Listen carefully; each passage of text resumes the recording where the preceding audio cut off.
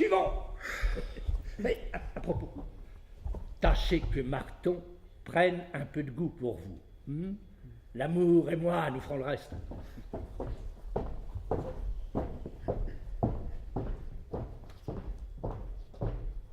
Bonjour mon neveu, je suis bien aise de vous voir exact. Mademoiselle Marton va venir, on est allé l'avertir. La connaissez-vous? Non, monsieur. Pourquoi me le demandez-vous? C'est qu'en venant ici, j'ai rêvé à une chose. Elle est jolie au moins. Je le crois. Et de fort bonne famille. C'est moi qui ai succédé à son père. Il était fort ami du vôtre. Homme un peu dérangé, sa fille est restée sans bien. La dame d'ici a voulu la voir. Elle la traite bien moins en suivante qu'en amie. Lui a fait beaucoup de bien, lui en fera encore, et a offert même de la marier. Marton a d'ailleurs une vieille parente asthmatique dont elle hérite et qui est à son aise. Vous allez être tous deux dans la même maison. Je suis d'avis que vous l'épousiez. Qu'en dites-vous? Je ne pensais pas à elle. Hein. Eh bien, je vous avertis d'y penser. Tâchez de lui plaire. Vous n'avez rien, mon neveu, je dis rien qu'un peu d'espérance. Vous êtes mon héritier, mais je me porte bien, et je ferai durer cela le plus longtemps que je pourrai. Sans compter que je puis me marier. Je n'en ai point d'envie, mais cette envie-là vient tout d'un coup.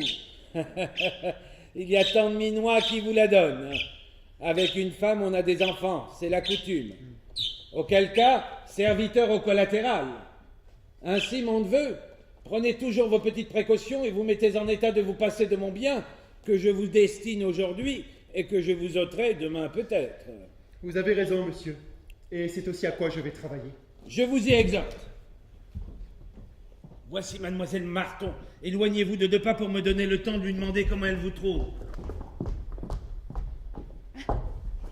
Je suis fâchée, monsieur, de vous avoir fait attendre, mais j'avais affaire chez madame. Il n'y a pas grand mal, mademoiselle, j'arrive.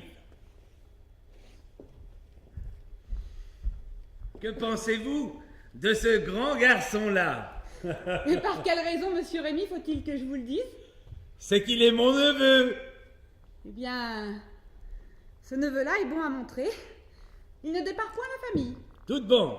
C'est de lui dont j'ai parlé à madame pour intendant, et je suis charmé qu'il vous revienne.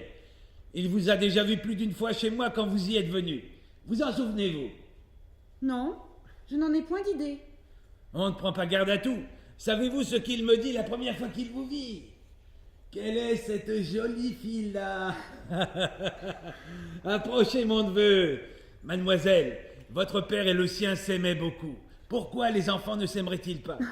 En voilà un qui ne demande pas mieux. C'est un cœur qui se présente bien. Il n'y a rien là de difficile à croire. Voyez comme il vous regarde. Vous ne feriez pas là une si mauvaise emplette. J'en suis persuadée. Monsieur prévient en sa faveur et il faudra voir. Bon, il faudra. Je ne m'en irai point que cela ne soit vu. Je crains d'aller trop vite. Vous importunez mademoiselle, monsieur. Je n'ai pourtant pas l'air si indocile. Je suis content, vous voilà d'accord. Oh ça, mes enfants. Je vous fiance en attendant mieux. Je ne saurais rester, je reviendrai tantôt. Je vous laisse le soin de présenter votre future à madame. Adieu, ma nièce. Adieu. Adieu donc, mon oncle.